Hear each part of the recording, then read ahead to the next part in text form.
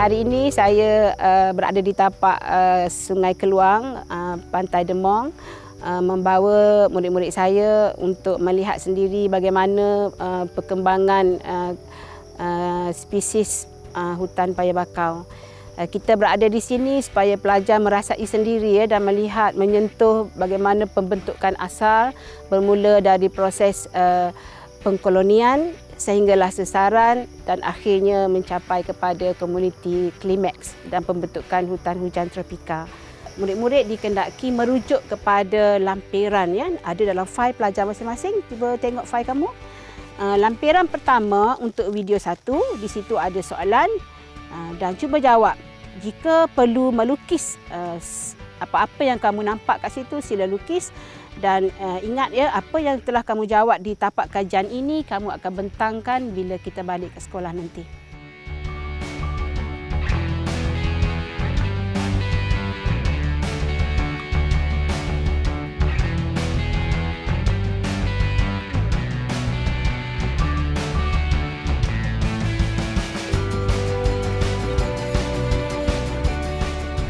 Kita akan pergi ke, pelajar lihat ya, itulah untuk akar Abyssinia SP. Kita akan berada di sekitaran itu dan pelajar boleh sentuh akar itu dan melihat struktur penyesuaian pada akar.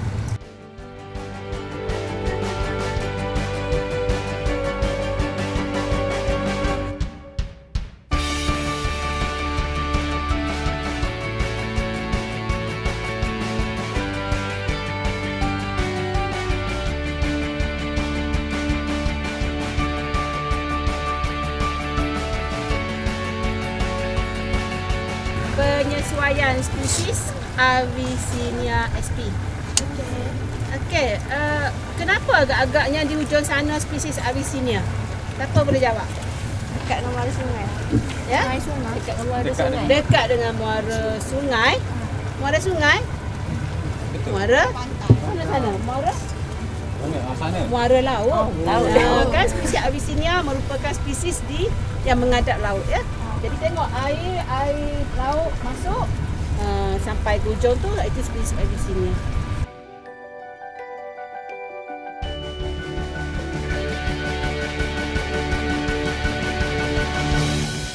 Hari ini saya akan mengajar biologi untuk tajuk tingkatan 4 bab 7 iaitu pengkolonian paya bakau.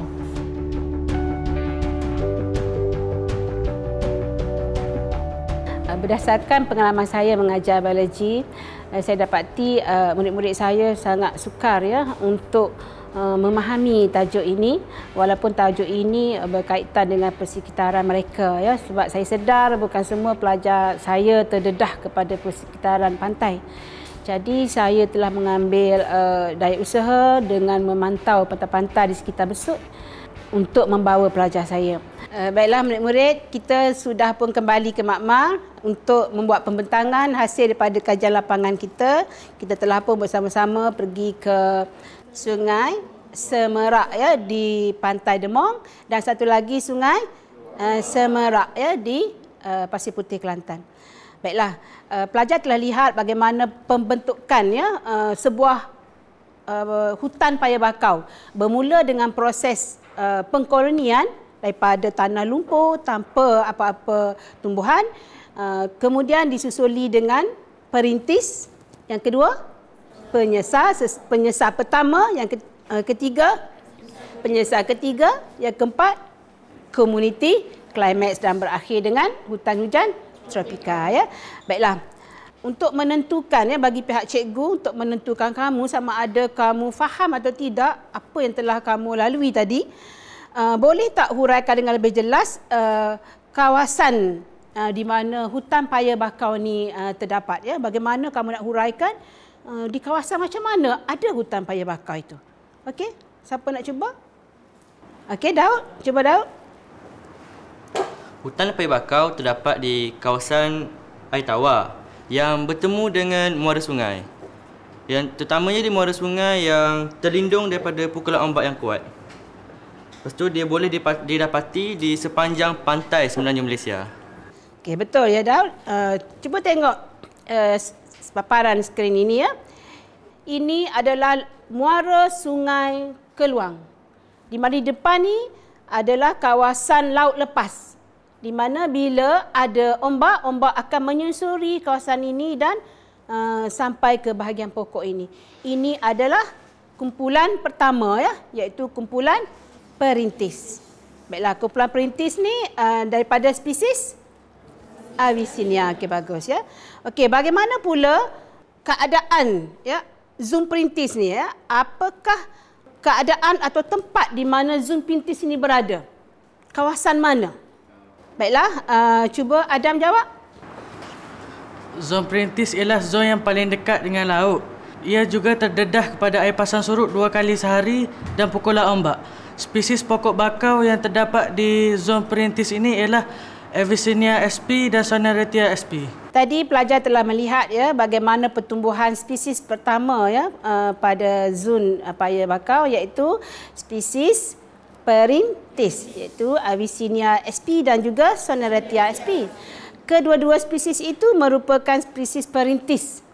Macam mana ya kita nak bezakan bila kita pergi ke kajian lapangan, kita nak tentukan spesies yang mana Avicennia, spesies yang mana Soneratia. Okey, siapa cuba nak jawab? Okey, Syawal. Apa yang membezakan antara spesies Avicennia sp dan Soneratia sp ialah lokasi pokok paya bakau tersebut. Avicennia sp ialah pokok paya bakau yang terletak di muara yang menghadap laut, manakala Soneratia sp ialah pokok paya bakau yang berada di sepanjang muara sungai. Okey, tepat ya, bagus. Avicennia sp kita boleh kenal pasti sebab Avicennia sp itu akan tumbuh di kawasan yang menghadap laut. Maknanya bila ombak menghempas ke kawasan dia ya. Kalau Soneratia, bila kita dah masuk ke sungai, muara sungai ke sungai-sungai. Jadi sungai, tebing-tebing sungai itu kita akan jumpa Soneratia sp. Okey. Bagaimana pula kita nak kenal pasti ya zon yang kedua ya, kumpulan perintis ini lama kelamaan dia akan disesarkan secara perlahan-lahan. Jika kita bergerak di sepanjang paya bakau, macam mana kita nak kenal pasti kita dah sampai ke zon penyesar, zon pertama. Okey, Adibah. Cikgu, zon penyesar ialah zon yang terdapat di sepanjang muara sungai yang terdiri daripada pokok-pokok Rhizophora sp atau dikenali sebagai pokok bakau minyak. Okey, zon penyesar yang kedua. Zon penyesar yang kedua ni tentulah mempunyai struktur akar yang lebih besar dan tentu kedudukan dia lebih jauh ke pendalaman. Okey, agak-agaknya nama apa spesies itu? Okey, Sani? Cikgu, zon ketiga ni, ciri-ciri kawasan ini terletak jauh di pendalaman. Di samping kawasan ini kurang ditenggelami oleh air pasang. Okey, yang terakhir, kawasan ini juga banyak ditumbuhi oleh pokok Bruguera sp. Kita dah belajar tadi, kita dapati hutan paya bakau ni di pesisir pantai. Negara kita mempunyai kawasan hutan paya bakau yang sangat luas di pesisir pantai. Jadi bila kita nak bercerita tentang bagaimana struktur akar itu, kenapa contoh Bruguera itu struktur akarnya besar dan panjang, sebab dia tidak lagi terdedah kepada air pasang biasa. Tetapi dia mungkin akan terdedah pada air pasang yang sangat besar. Sebab ia sudah pun berada di bahagian pendalaman ya. Cuba pelajar lihat skrin ini ya. Agak-agak ni, ini Rhizophora atau Soneratia atau Avicennia sp. Soneratia. Sebab ini bukannya laut. Tengok air tak berombak, air tenang. Ini adalah Soneratia yang berada di muara sungai ya. Okey, sekarang kita tengok ini pula. Ini ialah Rhizophora dan yang ini pula Bruguera ya. Semasa cikgu mencari tapak untuk kita buat kajian lapangan ni, cikgu telah cuba Google Map ya, dan cikgu akan jumpa kawasan pantai Dendong ini dan kita akan dapat melihat ya kawasan ini. Ini jeti tempat kita naik bot dan kita telah pergi ke sini. Di sini kamu dapat melihat akar apa yang keluar terjuntai tu? Akar udara, dan di bawah ini ada apa? Pneumatopho, dan tentu awak telah ambil sampel apa? Biji benih ya. Baiklah, Kita sekarang bersedia ya, tentu kamu telah pun menyiapkan lembaran kerja dan kita bersedia untuk membuat persembahan ya. Jadi setiap ketua kumpulan ditugaskan untuk membuat persembahan di sini. Kalau kamu ada spesimen dari tapak kajian kita untuk dilihat di sini, kamu boleh guna mikroskop. Ya. Boleh bersedia ya. Tajuk biologi ni, biologi sendiri itu bermakna kajian tentang alam sekitar, ya, tentang benda hidup.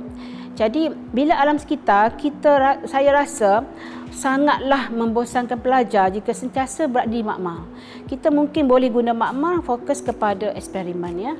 Jadi untuk tajuk kajian lapangan contoh ekologi ni, lebih baiklah kita berada di tapak kajian ya. Maka saya rasa saya perlu bawa pelajar dan saya tahu jika saya berada di sudut pelajar itu, saya memang nak pergi sangat dan itulah masa saya nanti-nanti.